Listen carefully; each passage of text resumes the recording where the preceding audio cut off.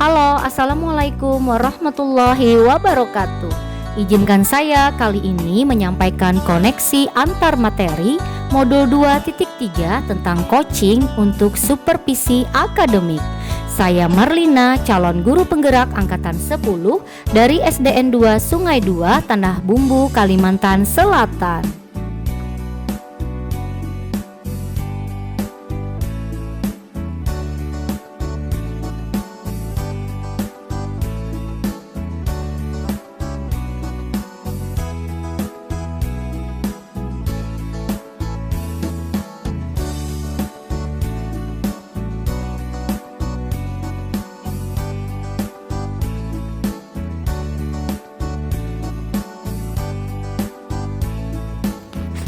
Pengalaman atau materi pembelajaran yang baru saja diperoleh adalah pada modul 2.3 saya belajar tentang coaching untuk supervisi akademik melalui alur Merdeka pada LMS Pendidikan Guru Penggerak. Materi pada modul ini terdiri dari pertama, konsep coaching secara umum dan konsep coaching dalam konteks pendidikan. Kedua, yaitu paradigma berpikir dan prinsip coaching. Ketiga, kompetensi inti coaching dan tirta sebagai alur percakapan coaching. Keempat, yaitu supervisi akademik dengan paradigma berpikir coaching. Pada proses pembelajaran modul ini, saya mendapat banyak pengalaman baru dan menantang seperti praktik coaching, praktek supervisi akademik bersama rekan CGP, serta melakukan aksi nyata terkait supervisi dengan paradigma coaching. Pengalaman tersebut sangat bermanfaat bagi perkembangan kompetensi saya sebagai pendidik.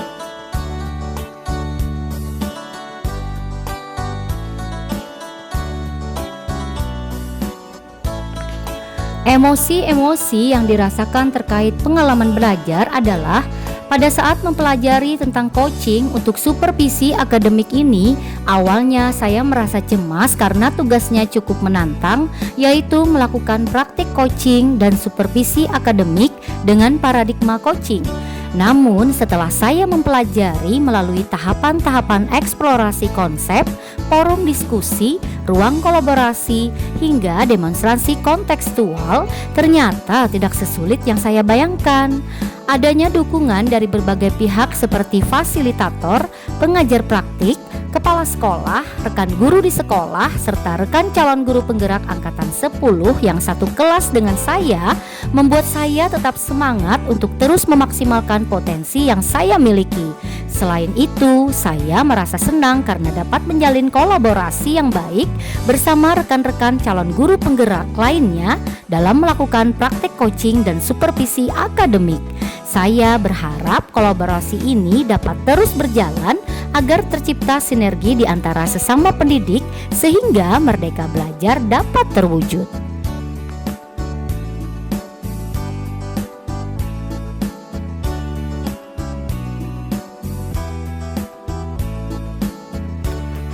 Dalam proses belajar tentang coaching untuk supervisi akademik, hal-hal yang sudah baik terkait dengan keterlibatan saya yaitu saya telah menjalin kolaborasi yang baik bersama rekan-rekan calon guru penggerak lainnya, baik saat forum diskusi maupun pada saat praktik pelaksanaan coaching dan supervisi akademik.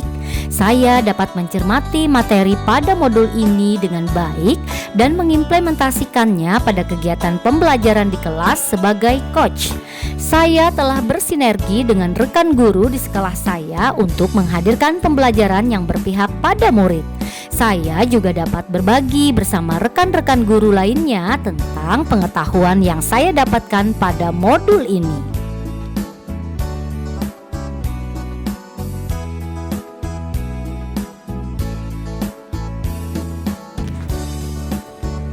Hal-hal yang perlu saya perbaiki di masa yang akan datang terkait dengan keterlibatan saya dalam proses belajar yaitu pertama, yaitu manajemen waktu dalam melengkapi tugas-tugas pada LMS, serta memperbanyak literasi dan praktik dengan kesadaran penuh atau presence full terkait materi pada modul ini.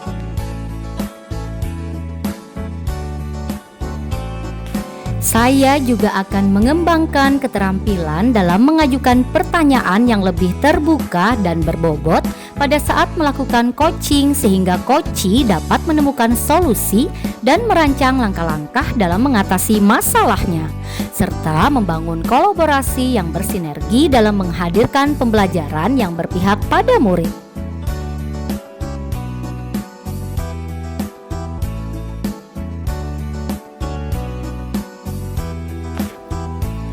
Sedangkan keterkaitan terhadap kompetensi dan kematangan pada diri pribadi saya adalah setelah mempelajari materi pada modul 2.3 tentang coaching untuk supervisi akademik, kompetensi saya mulai berkembang ditandai dengan kemampuan melakukan praktik percakapan coaching yang terdiri dari kemitraan, proses kreatif, dan memaksimalkan potensi.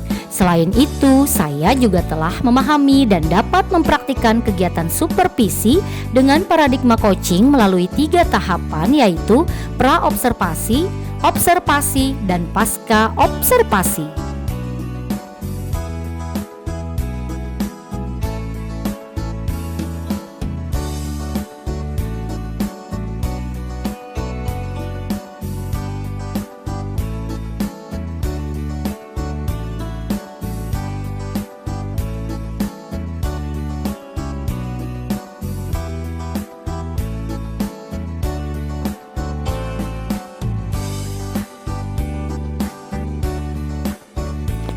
Bagaimana paradigma coaching dapat diterapkan dalam kegiatan supervisi akademik?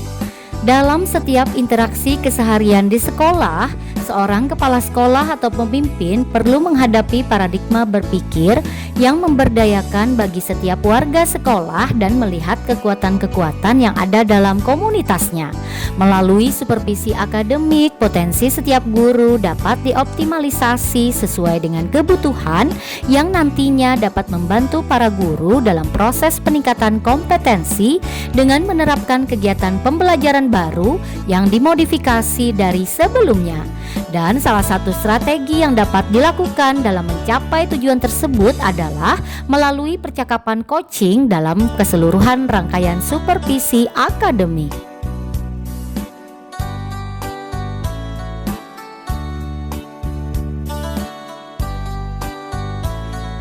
Keterampilan coaching dan supervisi akademik memiliki kaitan yang erat dan tidak dapat dipisahkan. Dalam melakukan supervisi akademik, kita memerlukan keterampilan coaching agar tujuan supervisi dapat tercapai secara optimal. Coaching merupakan suatu proses memfasilitasi dan menghantarkan coachee untuk memaksimalkan potensi dalam dirinya sehingga menjalin pribadi yang lebih baik dari sekarang. Prinsip-prinsip supervisi akademik dengan paradigma berpikir coaching meliputi: pertama, yaitu kemitraan, proses kolaboratif antara supervisor dan guru. Kedua, yaitu konstruktif, bertujuan mengembangkan kompetensi individu. Ketiga, yaitu terencana, reflektif, objektif. Data atau informasi dapat diambil berdasarkan sasaran yang sudah disepakati. Kemudian, berkesinambungan dan komprehensif. Maksudnya adalah mencakup tujuan dari proses supervisi akademik.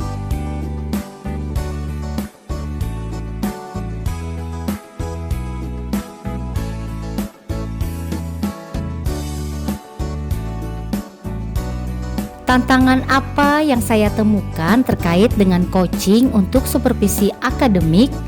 Tantangan yang saya temukan terkait dengan coaching untuk supervisi akademik yaitu: pertama, banyak guru yang menganggap bahwa supervisi akademik adalah formalitas saja, dilakukan secara rutin untuk mengukur kemampuan guru dalam mengajar. Kemudian yang kedua adalah banyak guru yang miskonsepsi terhadap tujuan supervisi akademik sehingga merespon dengan kecemasan saat akan disupervisi.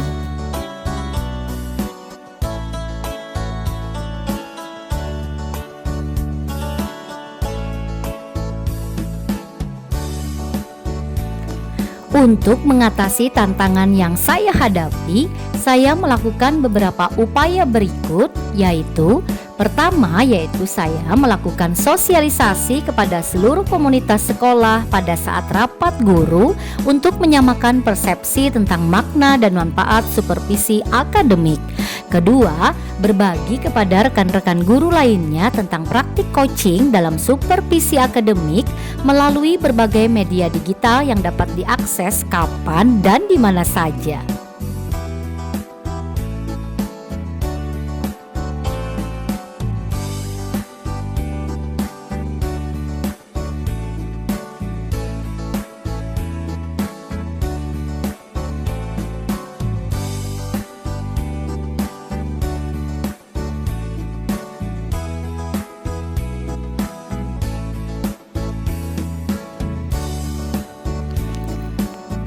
Pengalaman masa lalu saya yaitu pada beberapa waktu yang lalu saya pernah disupervisi oleh kepala sekolah saya.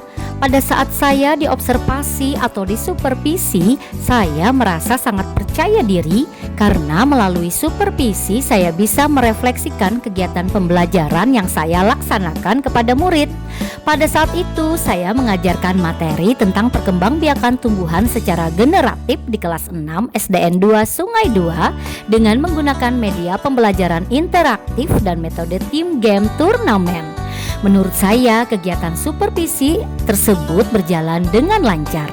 Kepala sekolah terlebih dahulu menyampaikan beberapa informasi, yaitu rubrik penilaian dan instrumen supervisi sebelum supervisi atau pra-observasi, dan kemudian mengamati proses mengajar yang saya laksanakan. Setelah selesai mengajar, beliau memanggil saya untuk berdiskusi terkait hasil observasi dan memberikan feedback yang membangun. Dari feedback tersebut, saya merefleksikan kegiatan pembelajaran yang saya lakukan dan membuat rencana tindak lanjut untuk perbaikan di masa yang akan datang.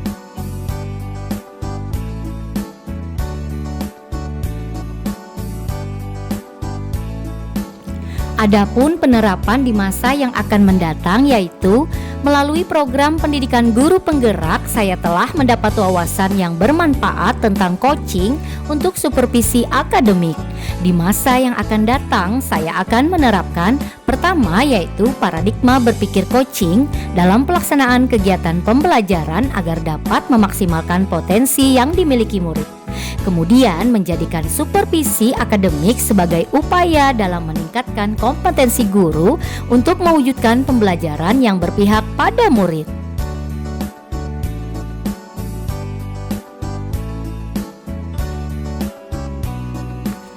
Konsep atau praktik baik yang dilakukan dari modul lain yang telah saya pelajari adalah pada modul 2.1 saya telah mempelajari tentang pembelajaran berdiferensiasi untuk memenuhi kebutuhan murid.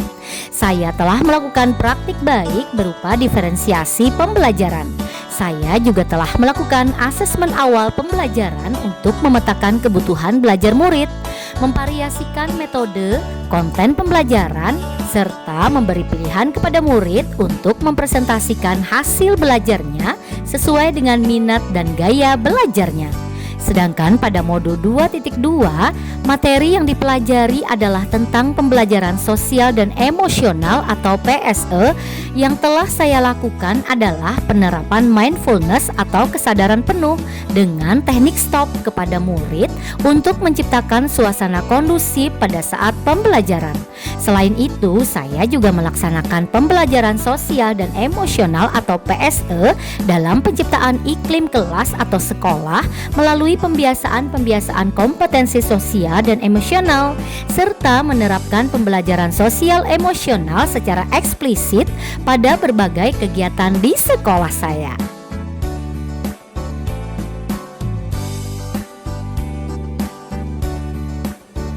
Kedua materi pada modul tersebut juga berkaitan erat dengan materi yang saya pelajari pada modul 2.3 yaitu coaching untuk supervisi akademik. Kaitannya yaitu pada modul 2.1 dalam pembelajaran berdiferensiasi, guru harus mengetahui kebutuhan murid dan menyesuaikan pembelajaran berdasarkan kebutuhan murid untuk memaksimalkan potensi yang dimilikinya.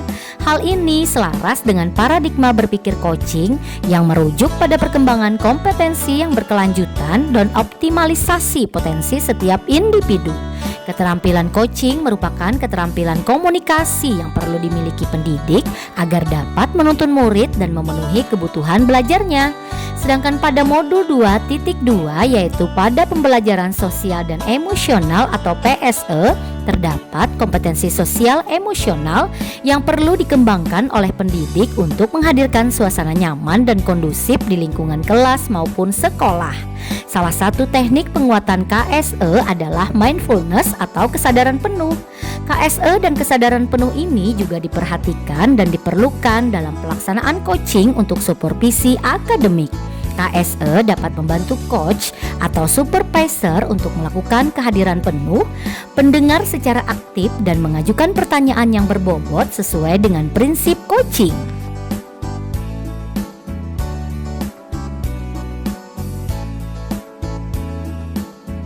Informasi yang didapat dari orang atau sumber lain di luar bahan ajar pendidikan guru penggerak adalah Permendikbud nomor 13 tahun 2007 tentang standar kepala sekolah dan Permendikbud nomor 12 tahun 2007 tentang standar pengawas sekolah atau madrasah menjelaskan bahwa tugas supervisi kepala sekolah meliputi tugas merencanakan program supervisi akademik terhadap guru dengan menggunakan pendekatan dan teknik supervisi yang tepat serta menindaklanjuti hasil supervisi akademik terhadap guru dalam rangka meningkatkan profesionalisme guru. Kepala sekolah yang baik tidak sekedar melakukan perencanaan yang baik, tetapi juga membimbing guru dengan baik pula. Secara teoritis, kepala sekolah telah banyak menyusun perencanaan supervisi guru di kelas. Namun dengan dalih kesibukan tugas pokok lainnya, pelaksanaan supervisi belum banyak dilakukan.